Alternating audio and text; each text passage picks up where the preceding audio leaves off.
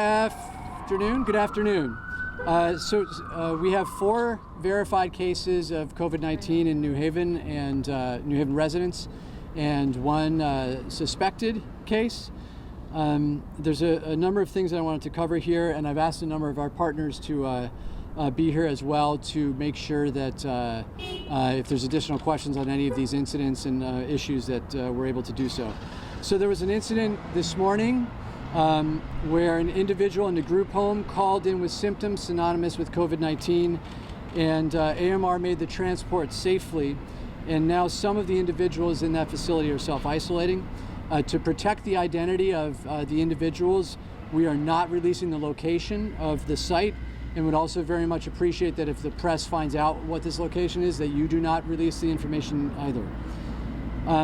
On the challenge of supporting individuals that are experiencing homelessness, as I mentioned, we have 2 challenges in this area. We are working on supporting individuals that are experiencing homelessness, and the first challenge is decompressing the existing homeless shelters. In other words, reducing the number of individuals that are staying in one area because of an inability to practice social distancing.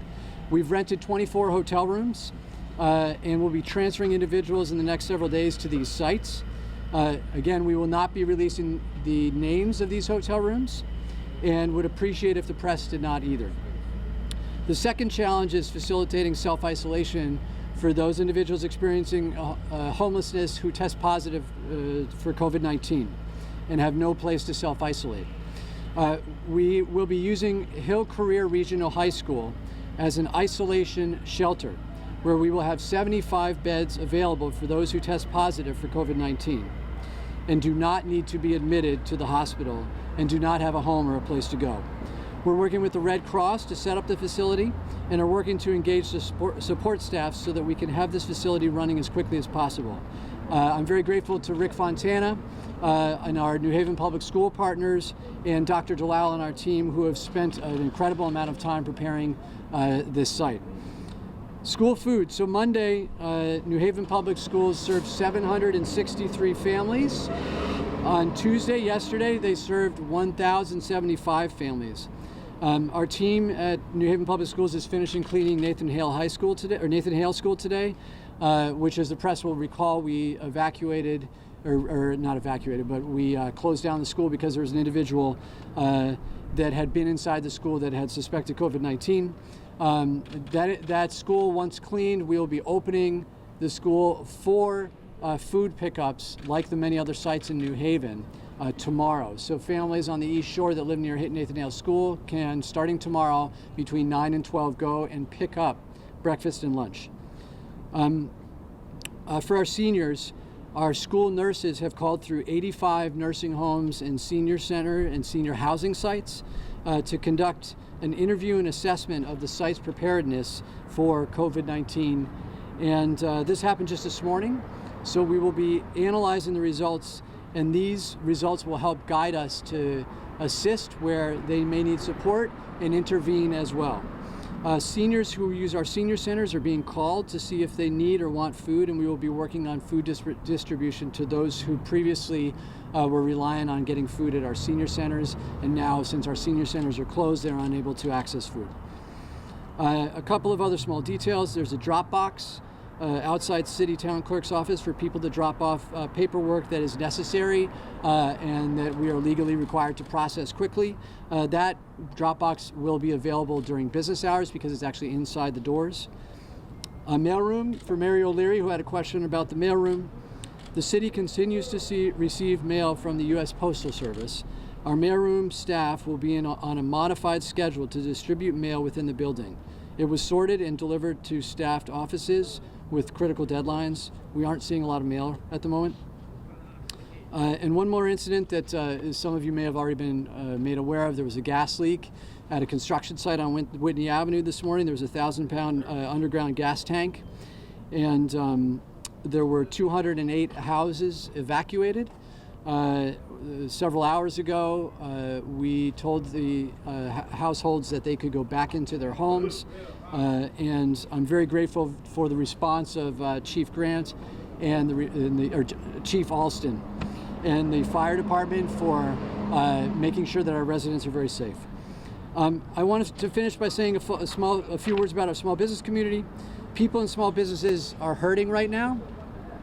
We're incredibly appreciative of your cooperation with the rush emergency COVID orders that our city and many other towns and cities around Connecticut have made, and the governor's made.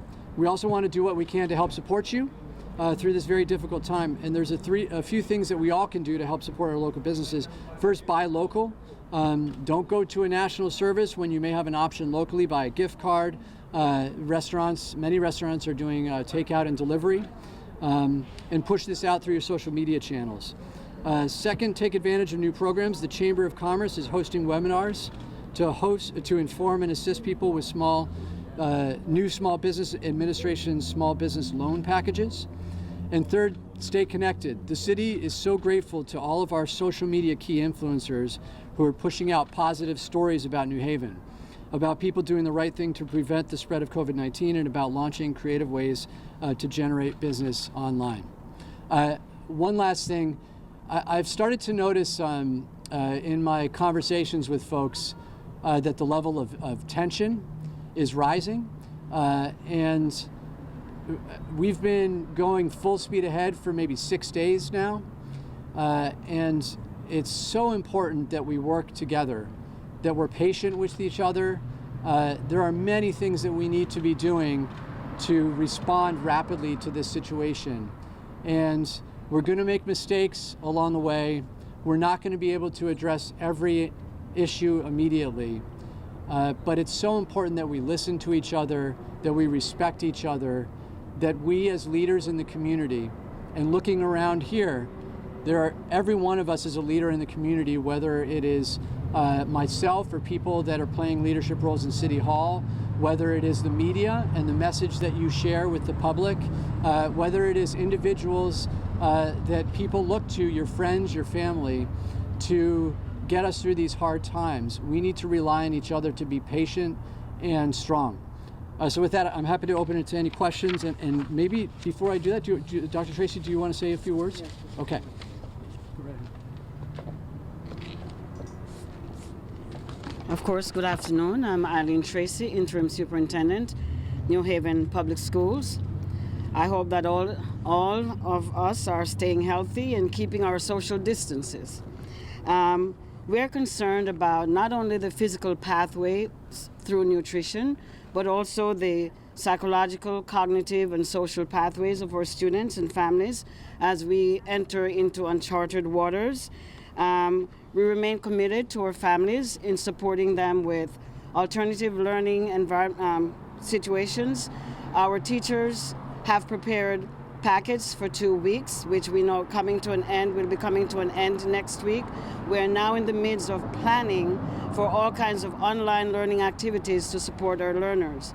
However, having said that, we're challenged with the idea of accessibility for all our students. So I'm imploring all community agencies and philanthropists, if you can help donate extra laptops, Chromebooks, whatever is needed to help our families to make sure our students stay connected with our teachers and that all stakeholders are involved in this health crisis that we have. Schools may remain closed for a duration of time. We're not sure when, but we have to make all the ample preparations to make sure that our students are well educated through continued learning. So I want you to spread the word for us that we continue to feed our kids, we continue to provide educational activities for them, and with the support of the community, we will weather this storm together. The important thing is that you stay safe and we stay safe. Thank you. Dr. Tracy, I have a question for you before you go. Do you know if students will be able to advance to the next grade next year, and when and who makes that decision? So that is something we're dealing with the Commission of Education right now. From my understanding, a lot of waivers will be in place and a lot of requirements will be relaxed. So ultimately it's done in collaboration between the city yes, and the state? The state commissioner, yes. Thank you. I can't hear you. Bring it to our central office location. We'll have it secured. Thank you. That's it. Thank you. Are there any other questions? Have you thought about some more sheltering in place, more strict order? I mean, you sounded like you upped the tone last night with I the did. last message. I did. All I can say is we're still reviewing options right now. And part of this is about assessing whether people are complying. And if there is a problem, then we're looking at a variety of different options. I'm also collaborating or communicating with our neighboring towns and cities. And so I don't have any specific updates at the moment, but we're still considering.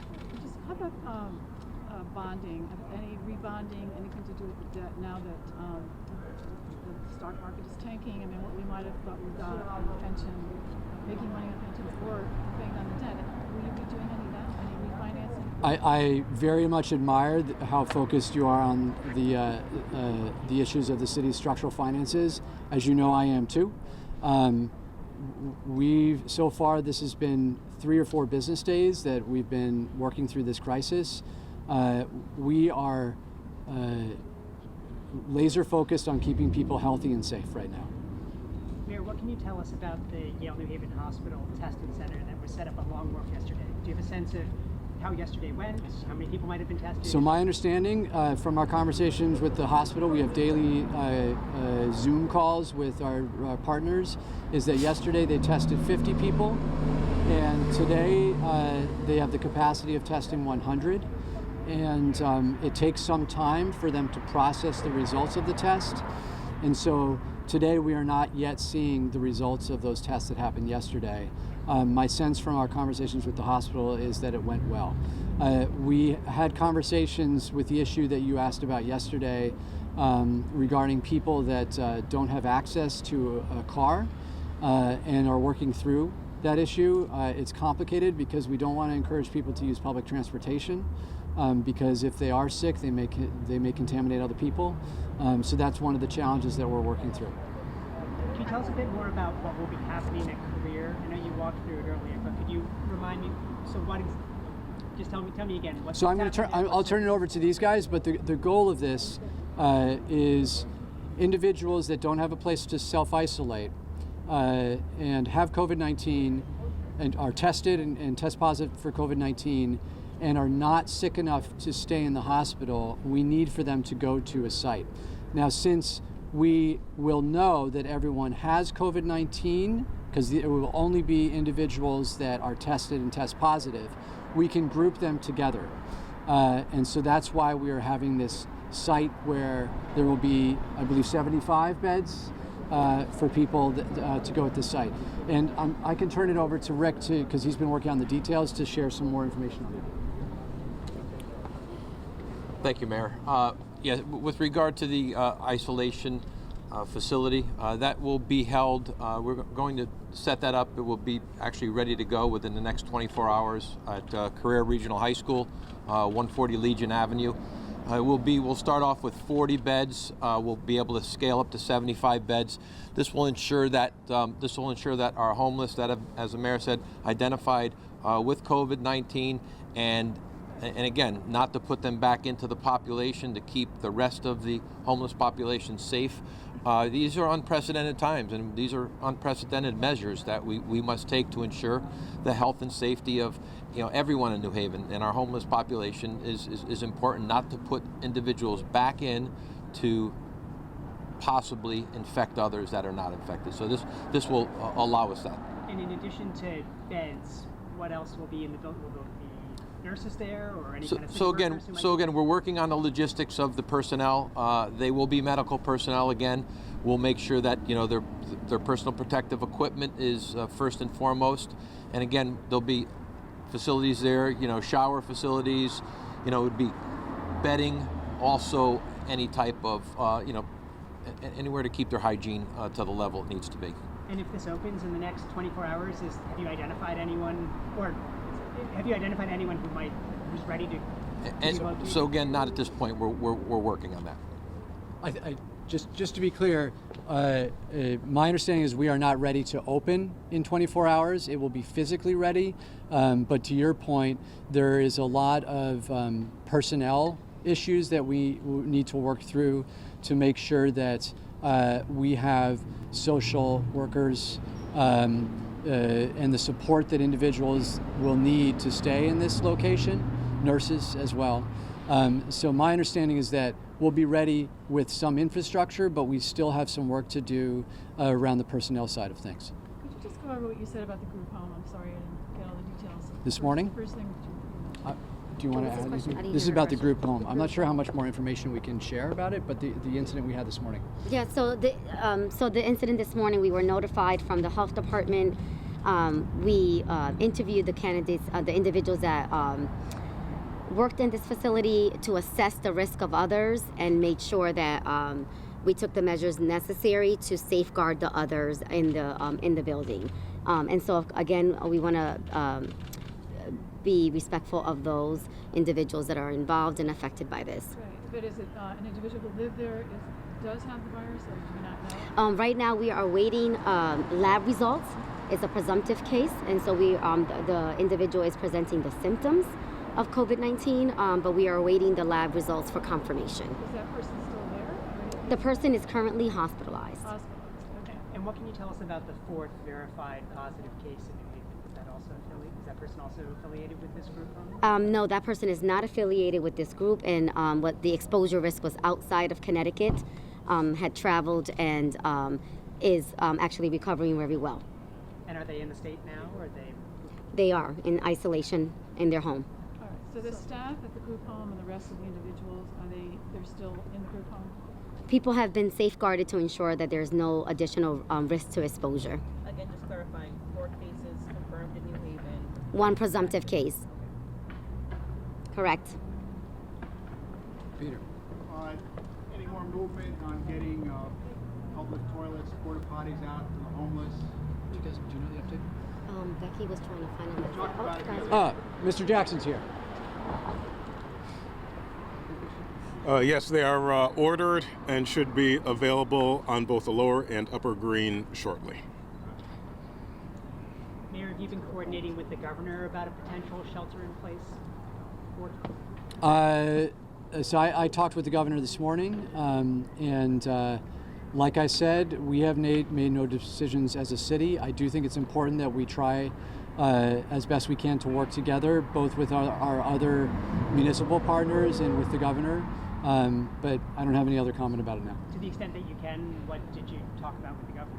What was that conversation? The governor asked me what we needed, and I shared that it's critical for us all to work together to coordinate more, and was appreciative of the support that he's given, and in particular the leadership on closing bars and restaurants and doing takeout and pickup only.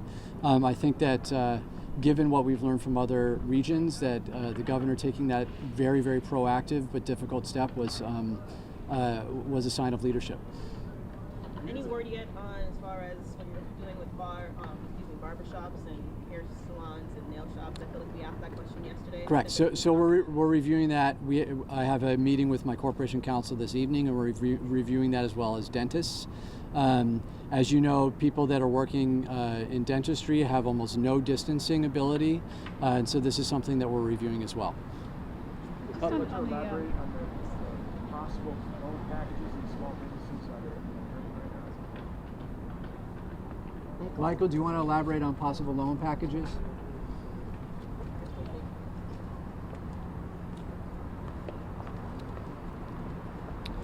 Good afternoon. Thanks, Mayor. Thanks for the question. Number of different packages that are being put together at the federal and state level. The Chamber hosted a webinar today, was oversubscribed, about the Small Business Administration package, which provides up to $2 million in assistance. There will be others, and they'll be posted both on our website and on the Chamber's website, as well as the new state portal. So Mike, how are things progressing? I mean, you always have a lot of things in your office, people bringing in proposals. I know the city plan is off, you have to pick another date. How are these things going? How are you dealing with So we've got, It have to be approved by a certain deadline. as with everyone, we're working both on the immediate issue, which is COVID-19, maintaining core operations with our staff, and then we're working on economic resiliency with all of our partners. So on one hand, we're dealing with the incredible challenge, what's happened with our brick and mortar, the treasured businesses of New Haven, and working through a lot of the issues to get people online, digital marketplaces. So both Info New Haven, Town Green, and Chamber are all assisting businesses to get online and help sell product that way. But at the same time, to your point, City Plan Commission is postponed to the 25th, and that meeting will be digital, much like the Board of Alders did. And what we haven't had time to celebrate yet, Inbox Health took a lease position downtown. They're a growing business in our city. Biohaven got FDA approval for a new pharmaceutical product to treat people with migraines. So there is quite a bit of still strength in the basic economy here. If I may ask a question of Chief Alston. Yes. Yes, Chief Alston. Good afternoon. Hello, Chief. How has the enforcement of the mayor's half occupancy order been going, and are you also responsible for enforcing the governor's order closing bars and restaurants, and how's that going? That's correct. So we've been in line with the government, with the governor's recommendations. The mayor issued an executive order. The fire marshals have been visiting. Obviously, it was a holiday weekend. Most of the businesses and establishments have been voluntarily keeping with the ban, with the reduction, and so we're continuing to monitor that. We've made sure that our inspectors now, we're going to a streamlined group. We have a minimum staffing so that we don't spread or have our inspectors going into buildings. So they're keeping building plans and permits, they're being done online, but in terms of them physically going out and inspecting buildings, we're reducing that at this time. Can you remind me how many inspectors are going out and inspecting? Yeah, so we're keeping a team of 1 supervisor and 2 inspectors on a daily basis, and they'll rotate. Many of them can work from home, which they have the technology to do so, reviewing plans and permits. But for the most part, fire headquarters and the fire marshal's office is closed to the public. Everything has to be done virtually online. So you're not having problems basically with people having more occupants? Currently, no, and we appreciate the fact that they are cooperating with us. What we are concerned, though, through social media, we're seeing that non-governmental agencies and houses of worship are still having events, and of course, under the First Amendment, we cannot. They have the freedom of association, freedom of speech. However, we would advise them that this is a disease that spreads from person to person, face to face, and you have to respect those boundaries of a minimum of 6 feet or 2 meters. And are houses of worship covered by the half occupancy order? I don't believe they are, but I want to double check. They cannot be now. They're exempt. But we would ask them to please respect that. Mm-hmm. Thank you. So you can't order that? You can't order that for houses of worship? No. Mr. Mayor, with regard to the toilets on the green, is the plan will they be there indefinitely or just for the duration of the crisis?